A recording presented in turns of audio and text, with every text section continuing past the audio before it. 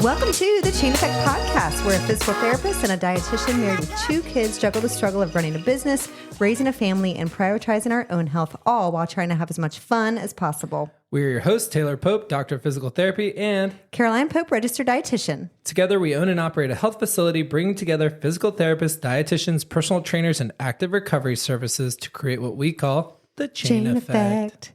Today, we have a special guest, Hope Seidel. She is a client of Chain Effects. That's where we met her. She is a mom of 2 young adults, a board-certified pediatrician, a certified parenting coach, and a passionate advocate for children's wellness. A partner for 21 years at her practice in North Carolina, she retired in December of 2023. And then she began her private coaching practice. So she owns Parent with Hope and opened that in 2020 and now works virtually supporting parents one-on-one to create more connection with their kids, confidence in their parenting, and wellness in their homes. Welcome, Hope. Thanks. I'd also say like one on many because I like sneak in little parenting, tidbits while she's working out. Oh, really? Little questions here and there. It's not just one-on-one, like some free advice here and there. Well, that's kind of what it is. I know what it is. Welcome to our studio. Yeah. Because Our it's the middle of AC summer. Our AC's out. Our AC broke last night.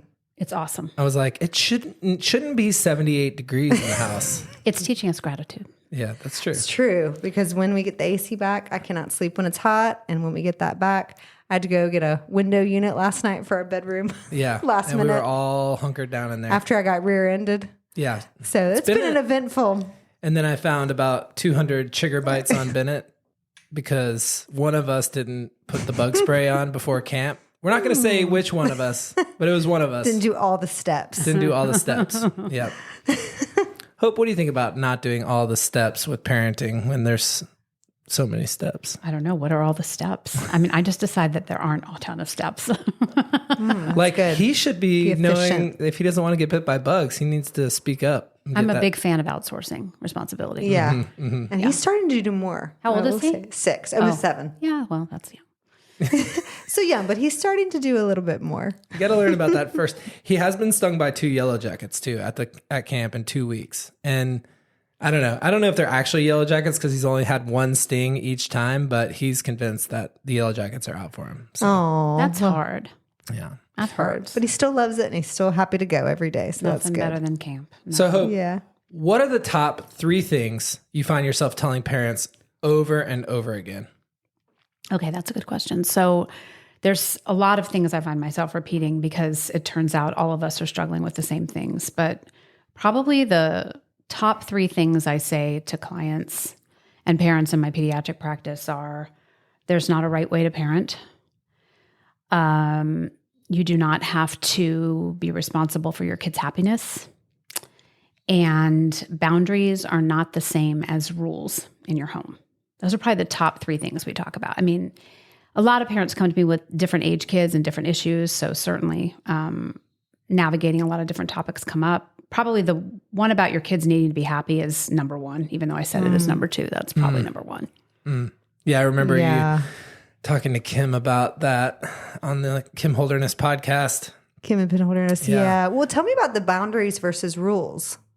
So I like to differentiate between boundaries and rules because a lot of parents have it confused. So for me, rules are things that your kids have to do or not do in your home.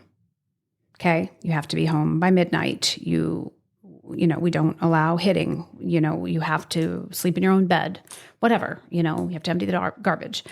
Boundaries are what you're going to do when your child doesn't follow the rules. So boundaries are actions that we take. When you don't come home by midnight, then you won't have access to the car.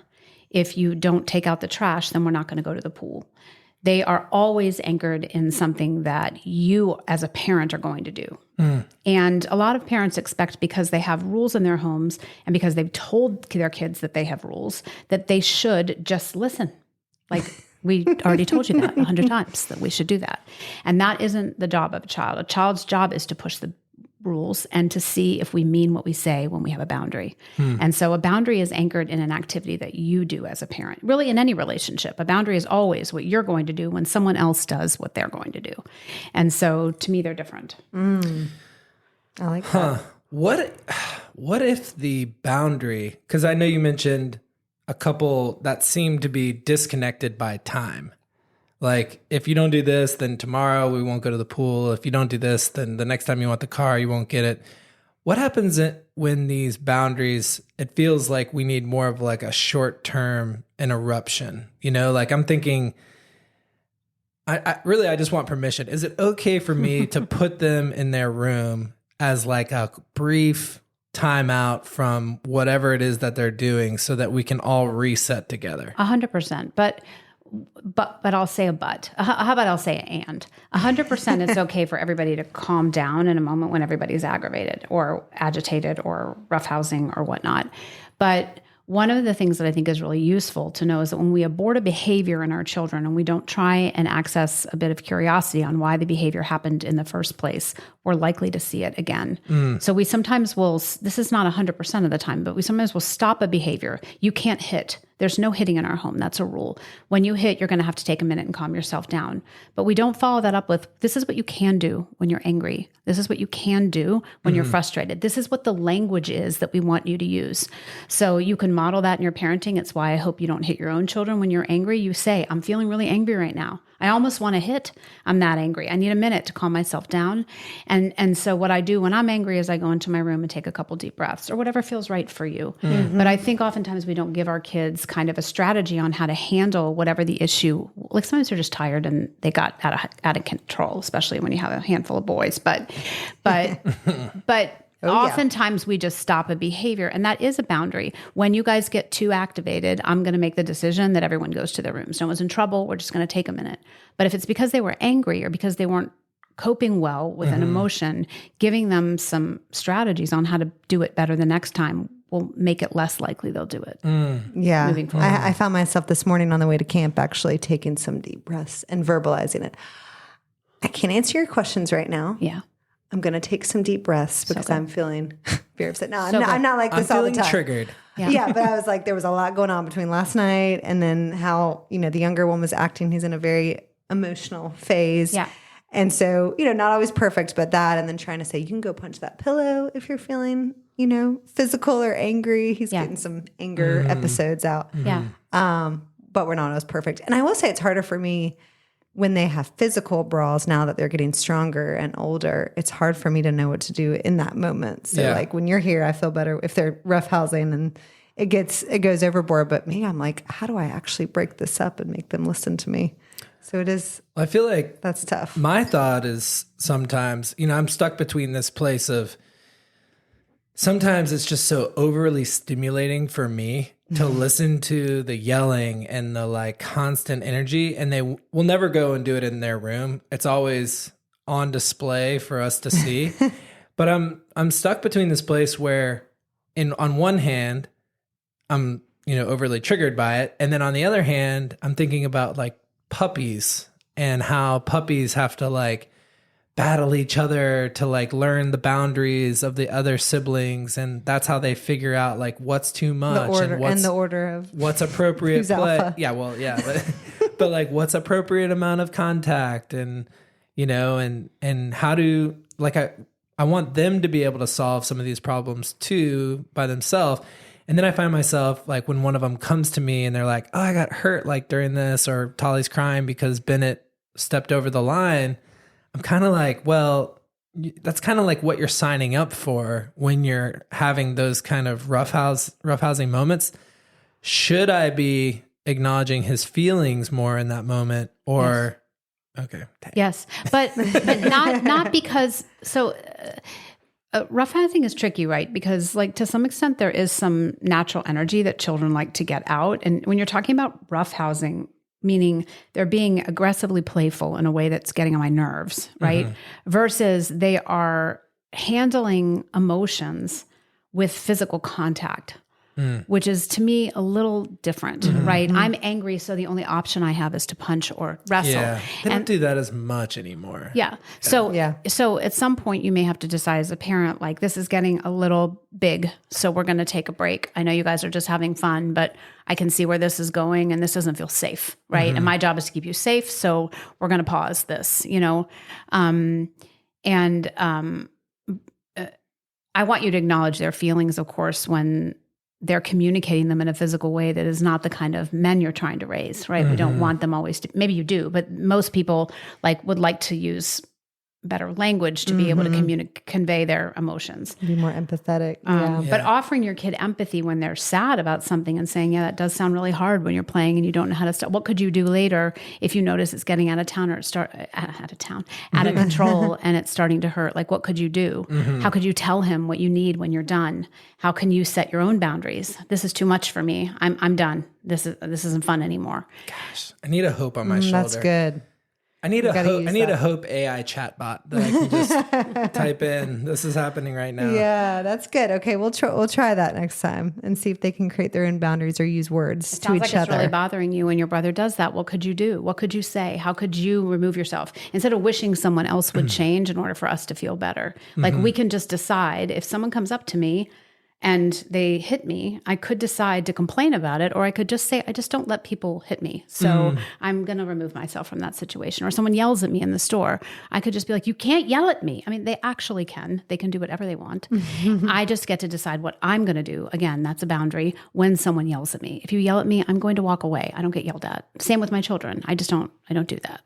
And so that's teaching your kid how to set boundaries. We don't have to wait for other people to change to stop hurting us. We get to just decide that that's not okay for us. That's teaching your kids to have their own compass and really build that skill. I love that. Modeling, walking away. I need to practice that instead of getting heated. Yes.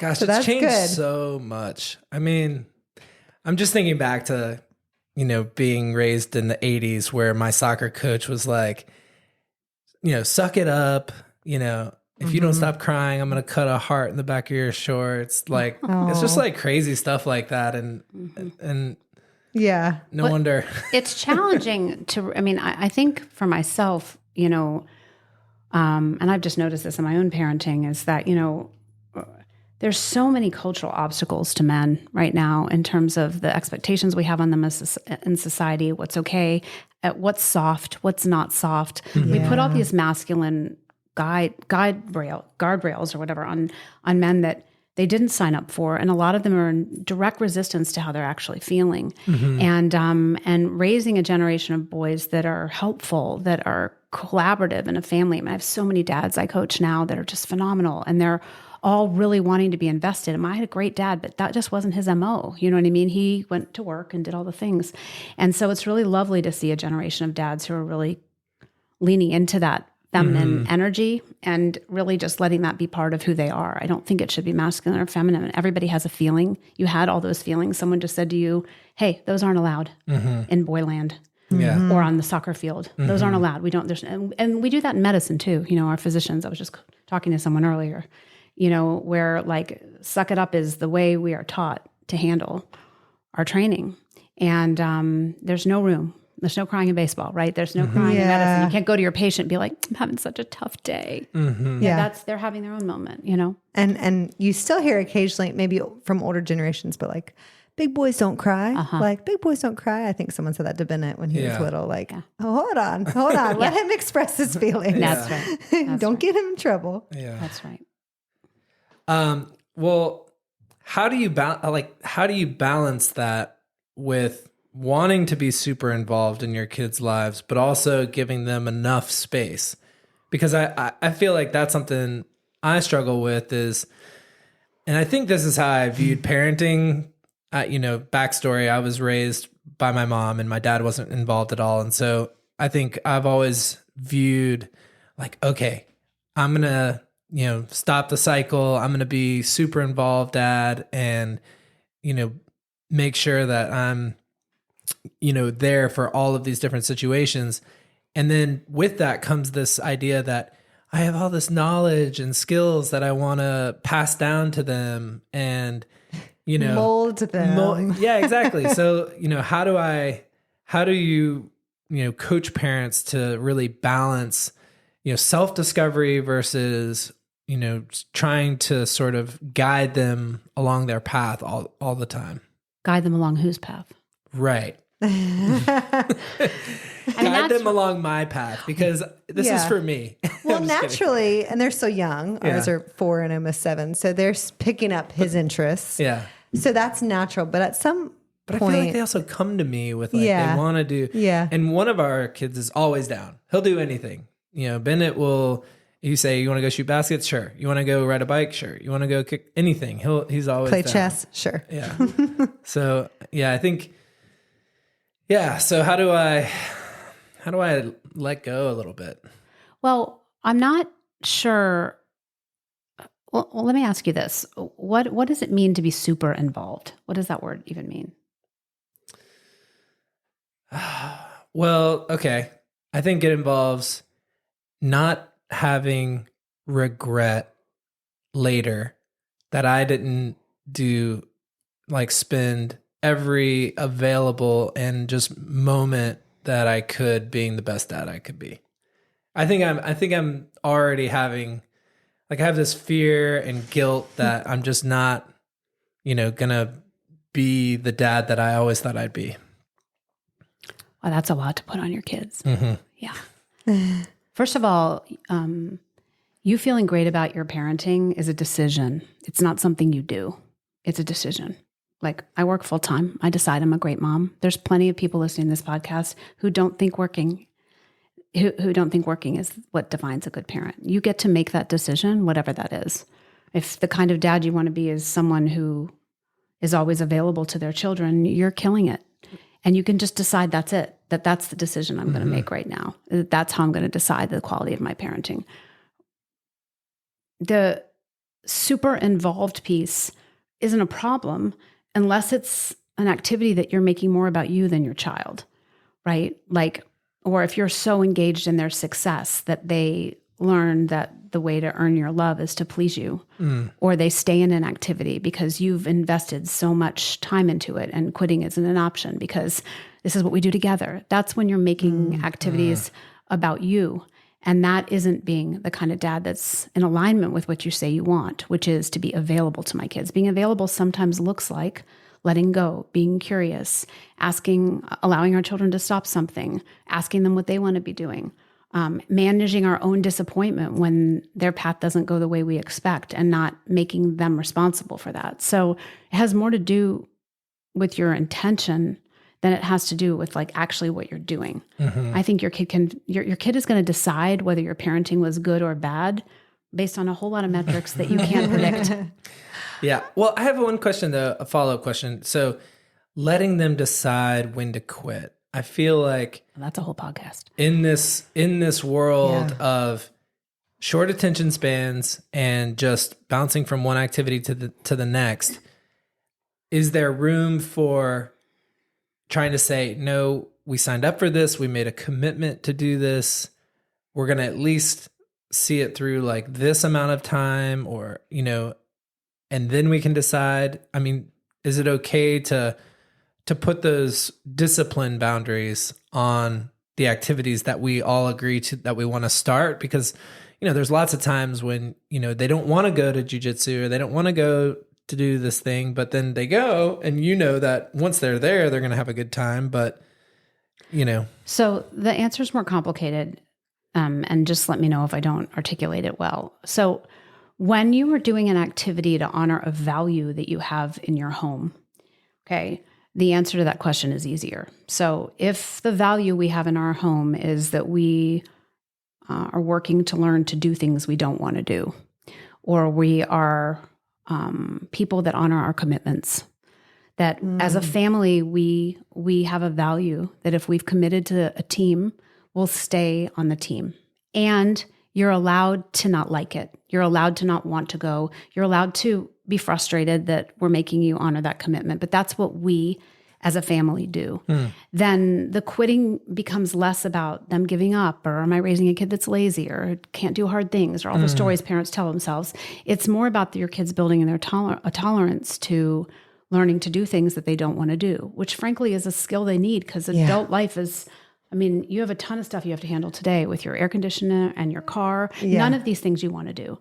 And building that capacity is important. So I think quitting is a very underrated skill. It is important for us to know when to quit. I quit my job as a physician.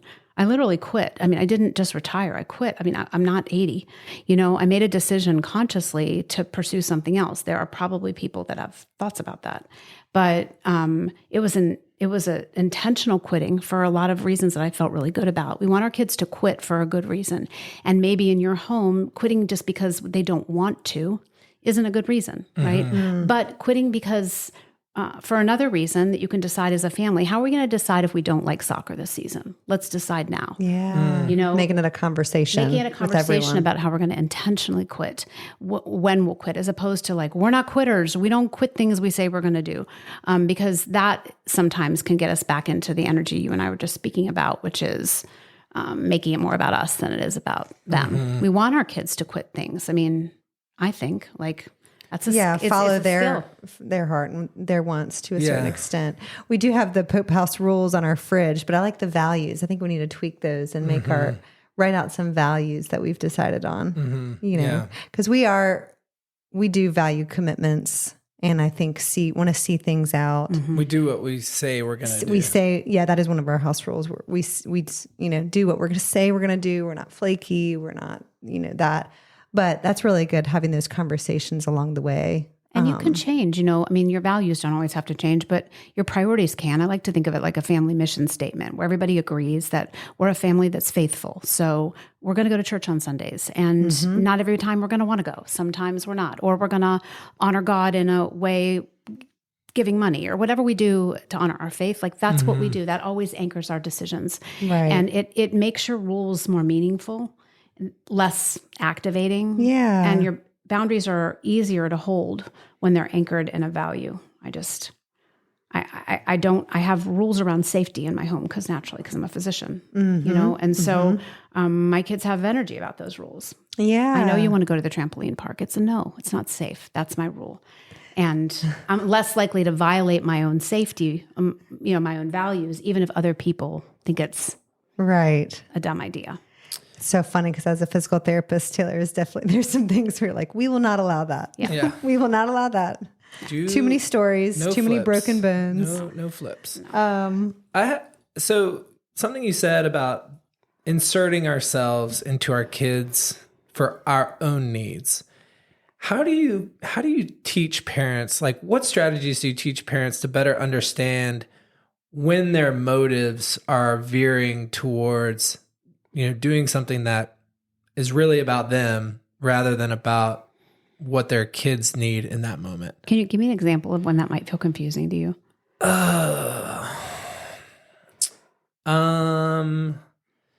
So could it be playing basketball with Ben? Like a personal example. I'm just thinking like, I guess like, you love playing basketball with him, shooting hoops with him outside. You asked him if you wanted to sign up for basketball. We're going to try it soon. I mean, he definitely is a pleaser, like to me. So, and then he sees I our put the basketball hoop it. up, and then, I also I like having activities that wear him out, because I know that he is more who he wants to be, I think, when he's tired and when his body is tired. And so I think it's easier for him to regulate. And so I'm constant, like every day is an exercise in how are we going to wear these kids out? How are we going to get them exercised? And for me, again, like sports and physical activity and just practice.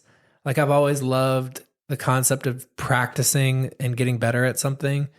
And I feel like that's a value that I do want to impart on him, that we're not good at things when we first start, but the more we practice them, the better we get. And I think he's seen that direct correlation, but I don't know, I'm always like gearing toward that versus like, let's just sit on the ground and make believe, or play imagination. Well, that's okay.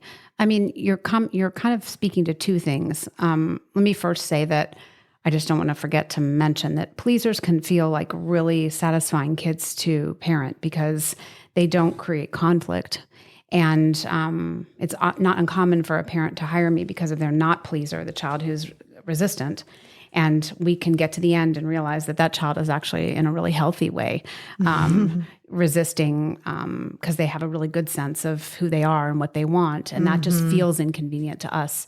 I always worry isn't the right word, but if you have a pleaser, to me, creating environments where they can reject you is really important, because if he doesn't want to disappoint you, he could end up growing up as a young man who wants to please all the people. And that can build resentment, to his partner, to his boss. He could be doing something later that he doesn't want to be doing, and he's not really checking in with himself. But the situation that comes up for me as you're talking is, from the question you asked originally, was like when our kid has a meltdown somewhere and we're feeling embarrassed, okay?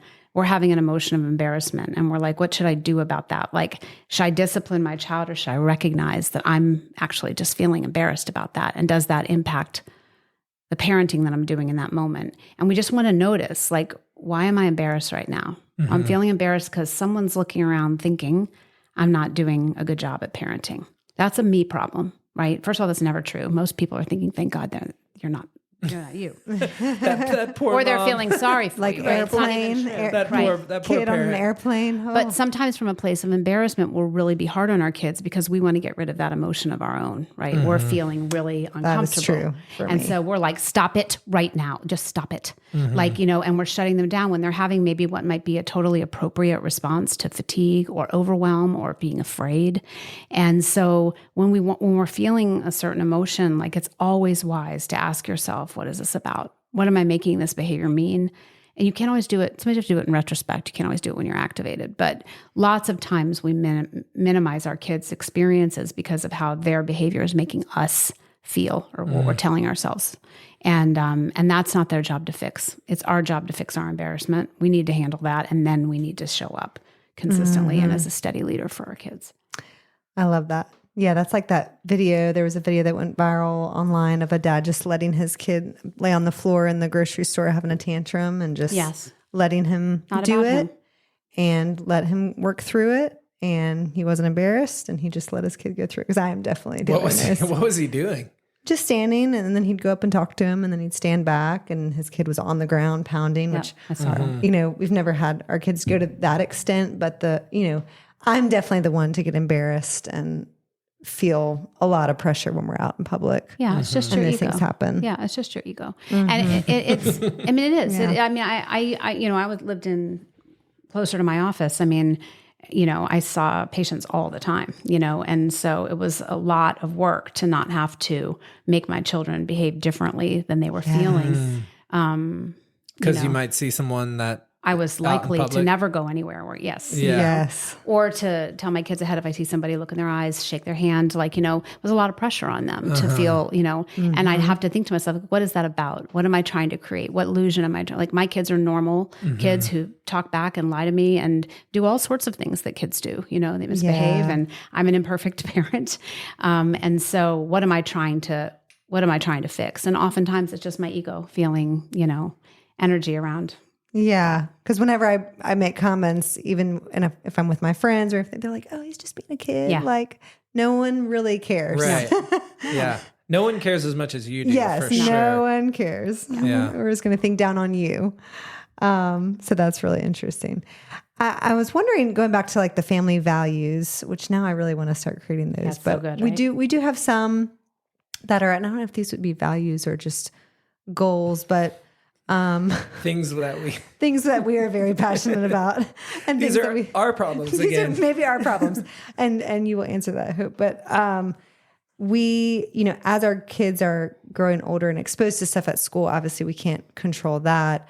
But as they start going over to other kids' houses, specifically, I guess, and maybe are exposed to things that we don't allow or expose them to, like, for instance, video games, and specifically violent video games, or lots of screen time, or different foods and sugar sweetened beverages and things that we may have.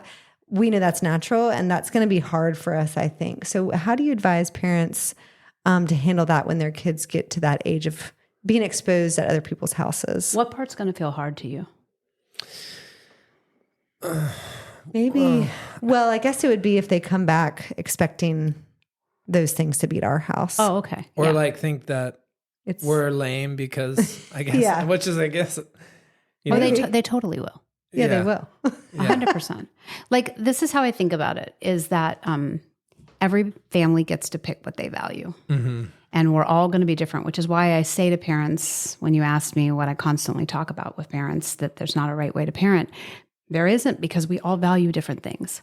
What I spend money on and what you spend money on is neither right or wrong. It's what I value. And so valuing safety, valuing faith, value, whatever it is, right, is going to be different. It's a truth you can expect. And our children make sense of the world based on the values they're raised with. It's just important for us to know that, like, we can give our children our values, but they don't have to keep them.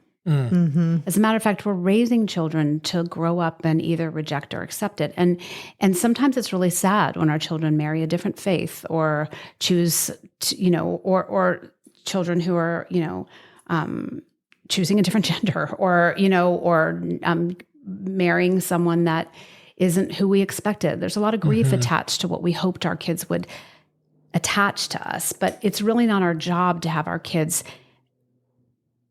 value the same thing that we do, because they're individual human beings who are going to create their own values. The best we can do is create an environment where they can understand our values are predictable and consistent. And we can offer them empathy when they go to someone else's house. My kids often said to me, I hate having a pediatrician as a mom, because everybody gets to do things that we don't get to do. And I agree. I mean, I'm so sorry. Yeah. I agree. I totally agree with that. Like, I know too much. It is unfortunate, Let me ask you this then. Since you also had these rules and boundaries, are there universal things that are messing up today's kids? I mean, are there some steadfast things that you think across the board, or maybe from your experience with dealing with parents, like you see this, like these trend lines, and I feel like you're going to say like low emotional intelligence by the parent, but I guess I'm wondering, like, are we doing the right things with the screens? And so this is a privileged question, right? Yeah. Let's just honor that right now. Like, I take care of high achieving parents who have problems that we mostly create. So, so, I mean, I just want to honor that. I mean, I'm and sure they're that's seeking out your guidance, which a lot can't. Right. Yeah. Like, I don't know where this podcast is going to go, but I mean, like, these aren't bigger problems, but I will say that, I mean, I don't think it's a matter of opinion that social media is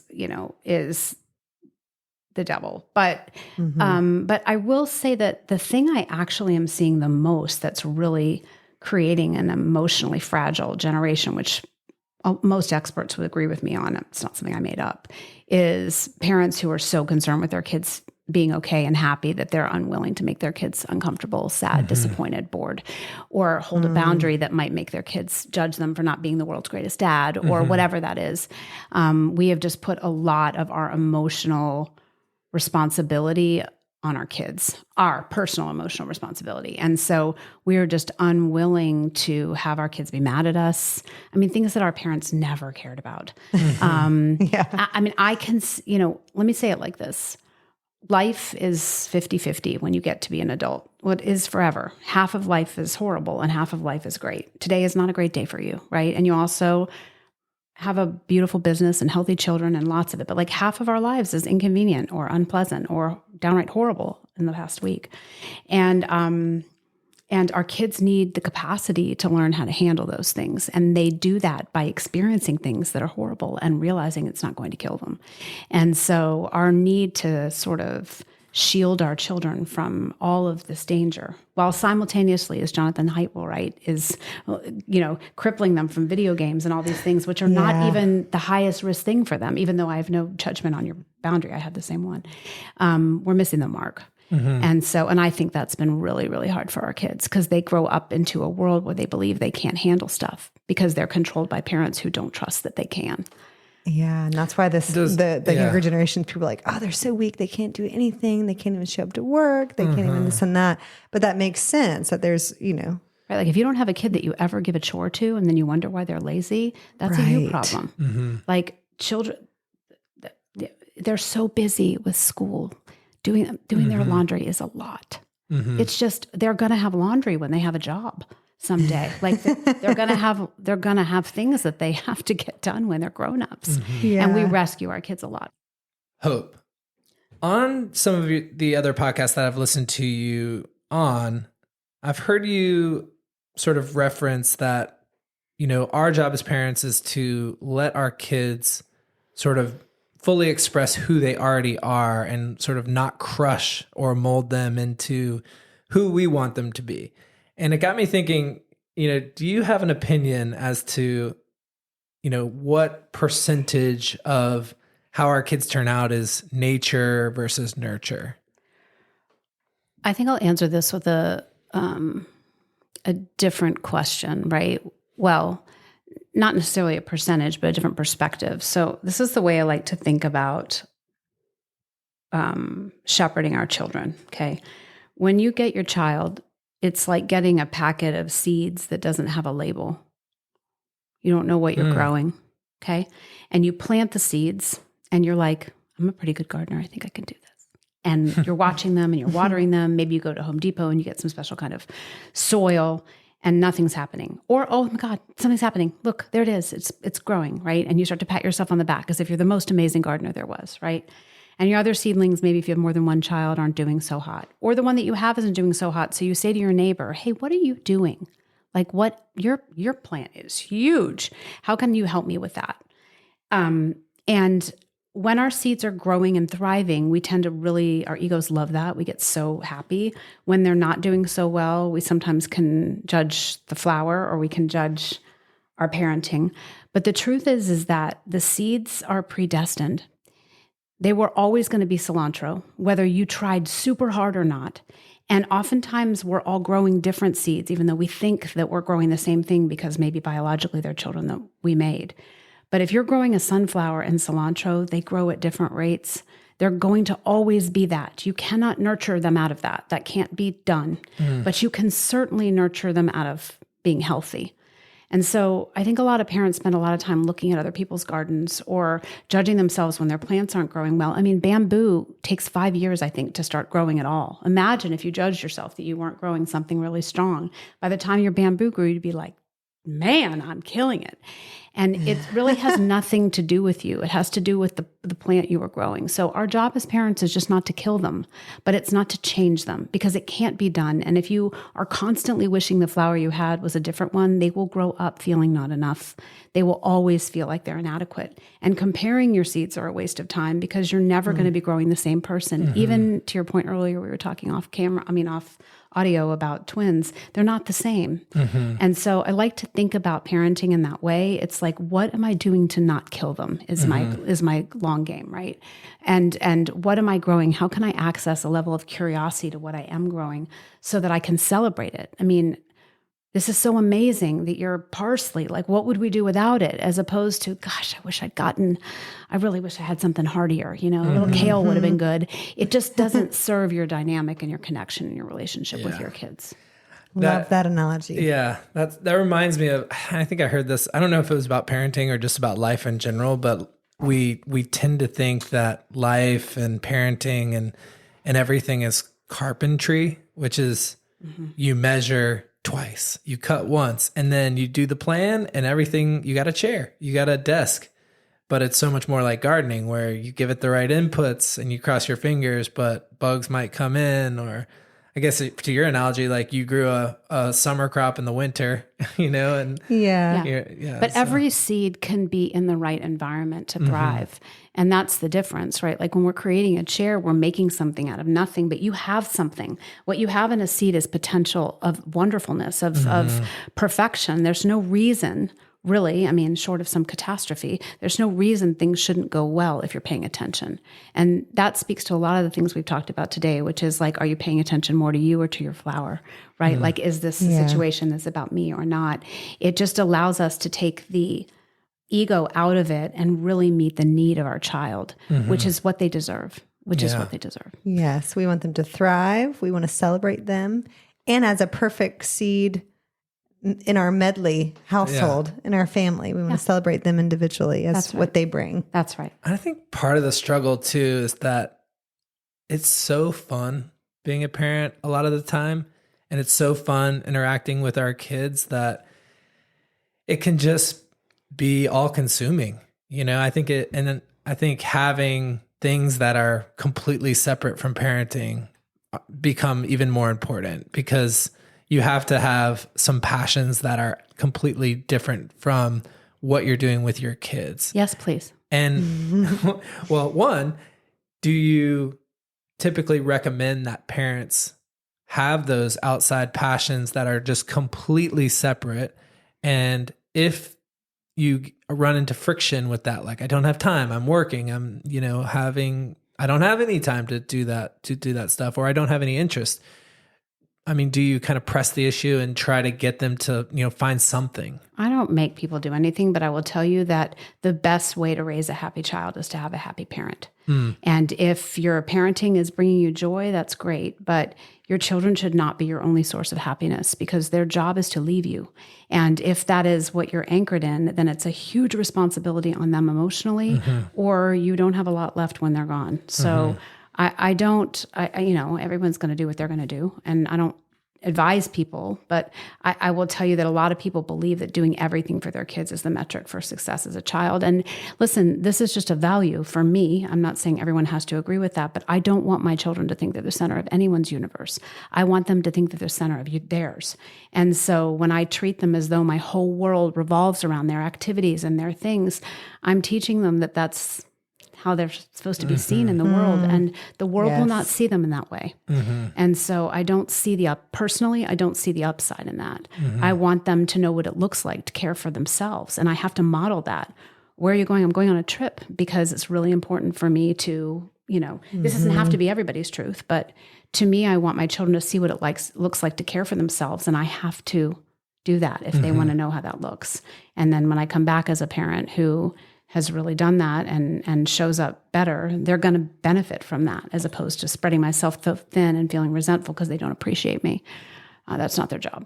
I love that. I think we do a pretty good job of that. At least, making sure we get our exercises in, our hobbies, see friends, travel individually. Not perfect, but I think they are seeing that. It's crazy, because you're right. They leave at 18. We feel like we're in this forever, that we're like, oh my gosh, this is like, they're going to be in our house forever. And but that's going to come soon. I want them to be here forever. No, you don't.